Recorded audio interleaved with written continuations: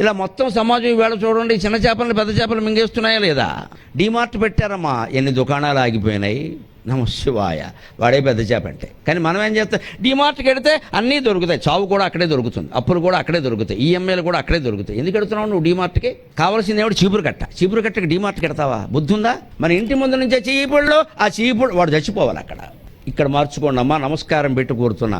పేదవాళ్ళ దగ్గర, చిల్లర వర్తకుల దగ్గర వస్తువులు కొనండి, పెద్ద దుకాణాలకి వెళ్ళకండి. ఇదే జ్ఞానం, ఇదే జ్ఞానం. ఎవరికి నచ్చదు, నాకు తెలుసు, ఎవరికి నచ్చదు. డీమార్ట్కి వెళ్ళి నాశనం అయిపోతేనే బాగుంటుంది. మన ఇంటి ముందు నుంచి రోజు తిరుగుతున్నారండి, నీకు బిస్కెట్లు కావాలి, డీమార్ట్కి వెళ్ళి బిస్కెట్లు కొంటావా? ఏదో బిస్కెట్లు అమ్మడానికి సామాన్యుడు లేడని సైకిల్ వేసుకొచ్చాడు అతను. ఎన్ని రకాలు తెస్తాడు? ఇంత పెద్ద డబ్బా ఉంటుంది, అన్ని రకాలు ఉంటాయి, చౌకగా వస్తాయి. మనకు అసలు చౌక నచ్చదు. బిస్కెట్ అంటే 100 రూపాయలు ఉండాలి, ఎందుకంటే నాశనం అయిపోవాలి కదా. సగం తినాలి, సగం కుక్కకు పెట్టాలి, అప్పుడు అది కుక్క బిస్కెట్ అయింది. మనకి ప్రతిదీ ఖరీదు ఎక్కువ. మన ఇంటి పక్కనే చిన్న స్కూల్లో బాగా పాఠాలు చెబుతారు, మనకు నచ్చదో. ఇంటర్నేషనల్ పబ్లిక్ స్కూల్, 3 ఎకరాల అమ్మాయి చదివేది 3వ తరగతి. ఏ తరగతి చదివితే 2 ఎకరాల అమ్మాయి. ఇది ఇంత చేసి వీడి ఇంటికి వచ్చా కాళ్ళు గొడగడం. వై కాళ్ళు గడగడం? ఐ డోంట్ నో అంటాడు. ఇప్పుడు కాళ్ళు గడగడం. అదే మనకి పక్కన ఉండే బడిలో చేరిపితే గోమె కొట్టి కాళ్ళు గడిగిస్తాం. తెలుస్తుంది కదా. ఈ నాగరికతను బయటపడడానికి ఎవరు మారాలండి? కలియుగం మారిపోవాలా? మీరు మారితే చాలమ్మా, ఇక్కడ ఉండేవాళ్ళు మారితే చాలు, ముఖ్యంగా మహిళలు మారితే చాలు. నమస్కారం పెడుతున్నా. అందులో కూడా కొంచెం తేడా ఉంది. మహిళలు కూడా చప్పట్లు కొడుతున్నారు, నేను అదృష్టవంతుడిని. మహిళలు కొట్టారంటే ఓట్లన్నీ మనవే.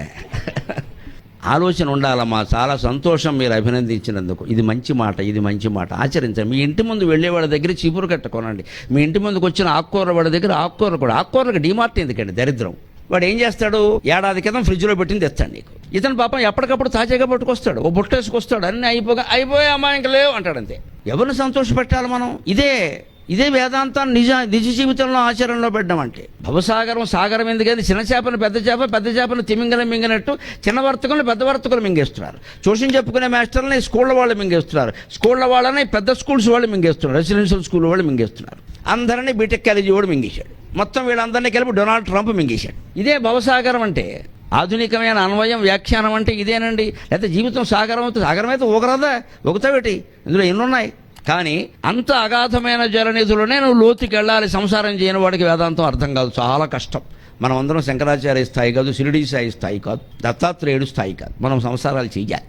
ఎందుకంటే 100 వేదాంత గ్రంథాలు చదివినా అర్థం కాని వేదాంతం 10 ఏళ్ళు కాపురం చేస్తే ఇద్దరికి టీకా తాత్పర్యాలతో సహా మొత్తం తెలిసిపోతుంది. సంసారం అంత గొప్పది. మొత్తం ముట్టుకాయలు రోజు పడుతుంటే తెలవక ఏమవుతుంది? కొడుకు ఎదురుస్తూ ఉంటే, పిల్లలు ఎదురుస్తూ ఉంటే తెలవక ఇద్దరికీ తెలిసిపోతుంది. ఇందులో మళ్ళీ వీళ్ళిద్దరూ కొట్టుకుంటుంటే పక్కింటి వాళ్ళకి కూడా వేదాంతం వస్తుంది ఫ్రీగా.